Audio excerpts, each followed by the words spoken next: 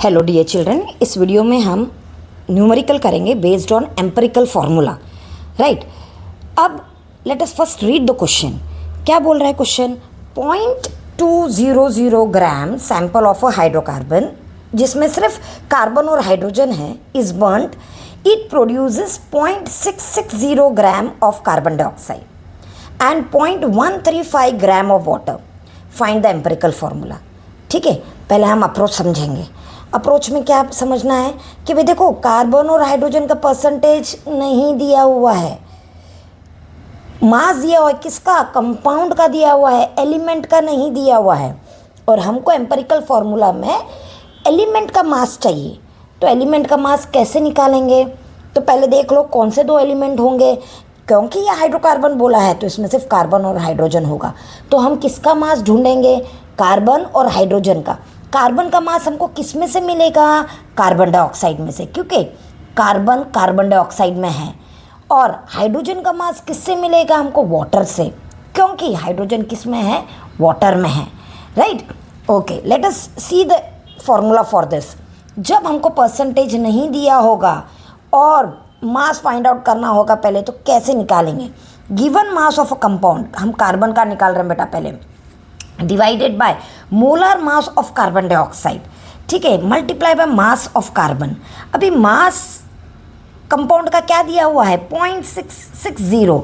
तो आप डालो 0.660 डिवाइडेड बाय 44, ओके, इनटू 12। क्योंकि एक कार्बन है, हम सिर्फ 12 लेंगे। अगर कार्बन 2 होता तो 12 इंटू 2 करते हैं हम लोग, लेकिन यहाँ पे सिर्फ एक ही कार्बन है।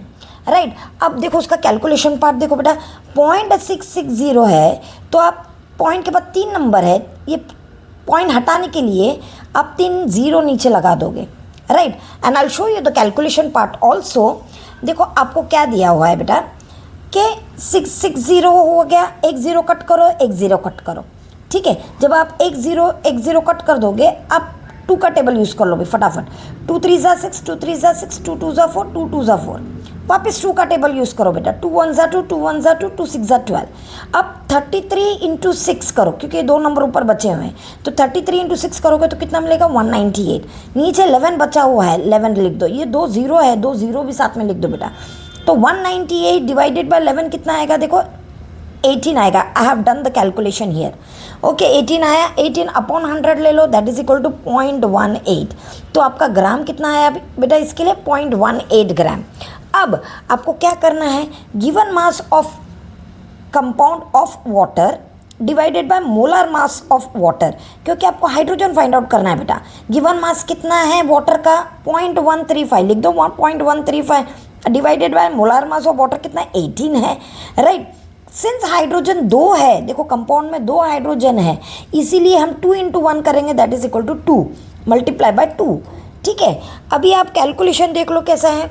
135 डिवाइडेड बाय 18 इंटू 1000। राइट, तो 2 का टेबल, 2 1 ज़ा 2, 2 9 ज़ा 18, फिर 135 को 9 से डिवाइड कर लो। 135 तो 9 1 ज़ा 9, देखो 9 1 ज़ा 9। राइट, एंड 13 माइनस 9 कितना हो गया आपका? 4 हो गया। 5 को नीचे ला लो, 9 5 45 हो गया। तो ये हो गया आपका 15 अपॉन 1000 कर लो, दैट इज इक्वल टू क्या मिलेगा? 0.015। अभी आपको किसका मास मिला है बेटा? हाइड्रोजन का मिल गया, दैट इज 0.015 ग्राम। चलो वेरी गुड। अब इस फॉर्मूला में अप्लाई कर लो, या हमने ऑलरेडी किया हुआ है, इसमें अप्लाई कर लो। कैसा है? एलिमेंट लिखो कार्बन, हाइड्रोजन, मास मिल गया अपने को 0.18 ग्राम, इसका मिल गया 0.015 ग्राम। अब मोल्स निकालो, given mass divided by molar mass. Given mass है 0.18 डिवाइडेड बाय 12। देखो इसका भी कैलकुलेशन है। 0.18 डिवाइडेड बाय 12 आप कैसे करोगे बेटा? इसको 18 कर दो, 18 अपॉन 12, 2 पॉइंट के बाद 2 नंबर है, 2 0 नीचे लिख दो। 2 9 ज़ा 18, 2 6 ज़ा 12, देन 3 का टेबल यूज़ करो। 3 3 ज़ा 9, 3 2 ज़ा 6। तो ये आ जाएगा आपका क्या? 3 अपॉन 2 इंटू 100 है, नीचे 100 है, तो 3 को 2 से डिवाइड करो तो देखो 1.5 upon 100, that is equal to 0.015। तो इसकी वैल्यू आ गई। इसमें भी आप निकाल सकते हो। गिवन मास ऑलरेडी 0.015 है, जो हमने कैलकुलेट करके निकाला, divided by molar mass 1। Right, अब इसका वैल्यू आ जाएगा 0.015। हमको सिंपलेस्ट रेशियो निकालने के लिए क्या करते हैं, moles divided by the smallest mole. इसमें दोनों मोल बेटा सेम आया है तो स्मॉलेस्ट का कोई मतलब नहीं है, कोई भी एक नंबर ले लो, डिवाइड कर लो। तो इसको, इसके आंसर को भी इससे डिवाइड करो, ये आंसर जो आ रहा है उसको भी उसी नंबर से डिवाइड करो, 0.015। दोनों में 1 1 आएगा, इसका मतलब इधर कार्बन 1 हो गया, हाइड्रोजन 1 हो गया। तो तुम्हारा empirical formula is nothing but CH। ऐसे न्यूमेरिकल के लिए प्लीज़ लाइक एंड शेयर। और अगर आपको कोई भी कमेंट करना है, कोई भी क्वेश्चन पर्टिकुलर पूछना है, please put it in the comment. I'll get back to you with that answer. Thank you.